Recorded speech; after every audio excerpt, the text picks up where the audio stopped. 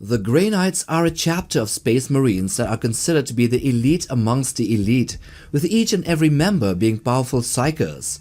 They have their geneseeds being created from the genestock of the Emperor himself.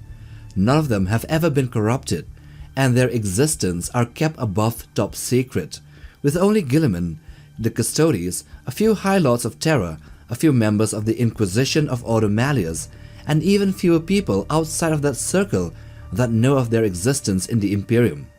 Others that have had the unfortunate chance of meeting them or even seeing them in war zones are either mind-wiped out of their memories or outright killed.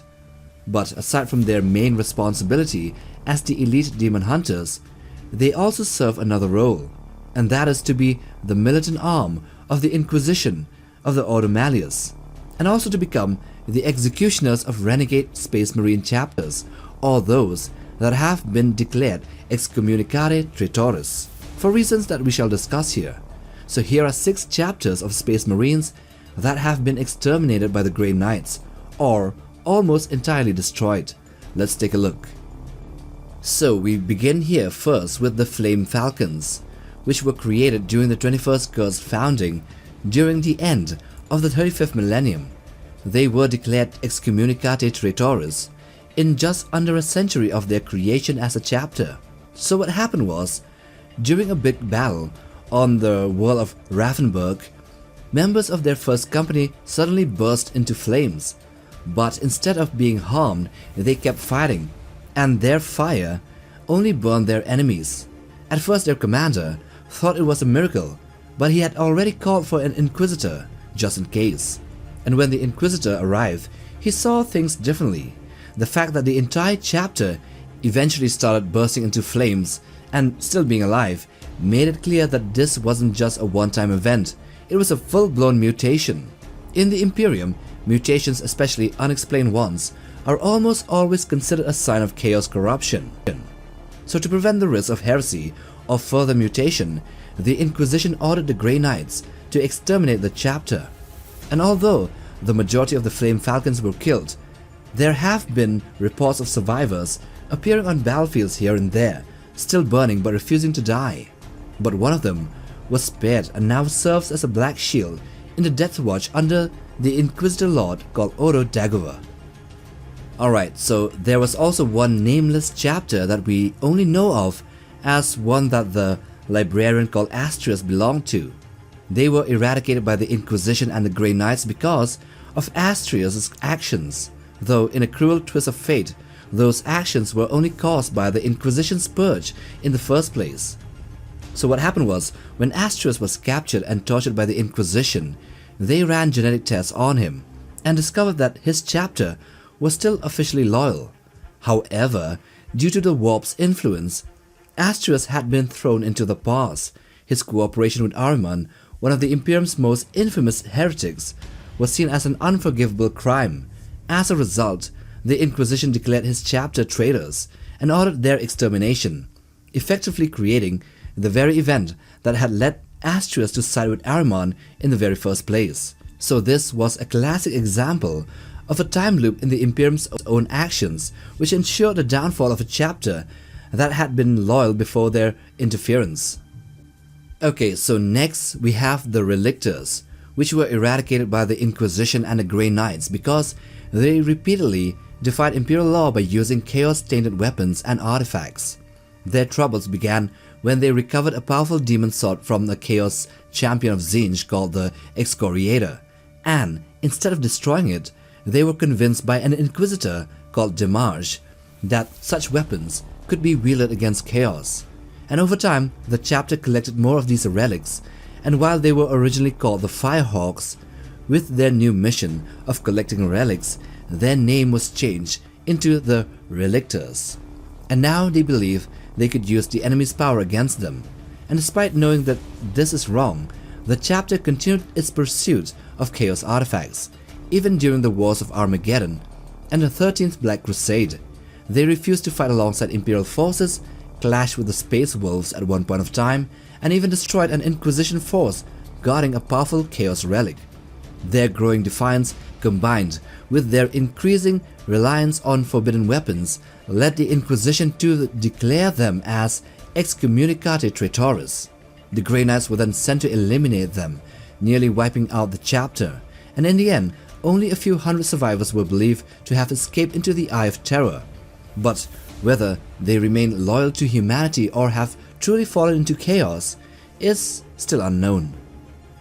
After the relictors, we also have the graven spectres, who were a renegade Space Marine chapter, and in the year 365 of M41, on the planet of Cybon, they unintentionally unleash a demon prince called Nor and his growing horde by breaking the ancient seals in that planet.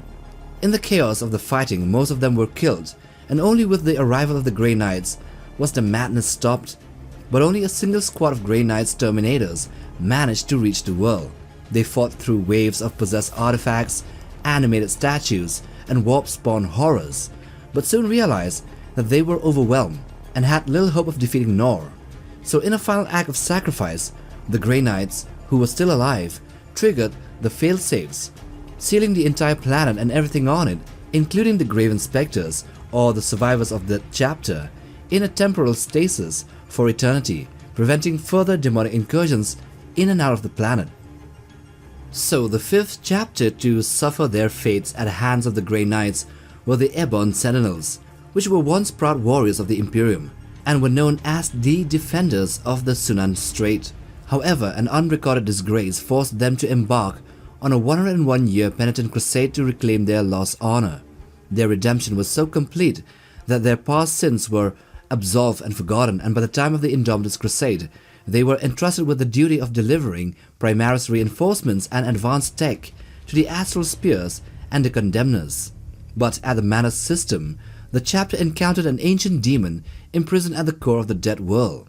The Great Rift's opening had weakened the bindings that held the creature in check, allowing it to reach out and whisper into the minds of the Ebon Sentinels. It preyed on their deepest fears and doubts, promising renewal, absolution, and eternal glory, a chance to be reborn as conquerors. And so one by one the Ebon Sentinels surrendered to temptation, their desperate yearning for redemption twisting into blind devotion to the dark gods. Many became possessed, their mortal forms writhing as demons fused with their very flesh. What had once been a chapter of proud warriors became a host of gibbering monstrosities. The Grey Knights arrived too late to save them, but not too late to enact judgment. At the Battle of Manusk, the Emperor's demon hunters descended, unleashing their holy fury upon their fallen kin, and in the end the Grey Knights purged them to the last warrior, scouring every trace of their existence from the Imperium. And so now we come to the last one, the Astral Blades, which was once a proud and steadfast Space Marine chapter, but their downfall began in the year 121 of M37, when their revered chapter master fell to pride and ambition. Unbeknownst to his warriors, the chapter master had been ensnared by the insidious whispers of Etherak the Unrepentant, a devious and ancient demon. This malevolent entity possessed him, turning his mind into a tool of corruption. The demon's servants then infiltrated the Astral Blades' subterranean fortress monastery. With unholy sorcery, they possessed almost every battle brother. One by one, the chapter Astartes fell, but those who resisted fought bravely, but were cut down by their own corrupted kin. They then looted their own geneseed stores, intent on creating more of their damned kin somewhere unholy. And so their battle barge, the Sword of Stars, lifted off from the surface of the world and set its sight to travel to the Eye of Terror.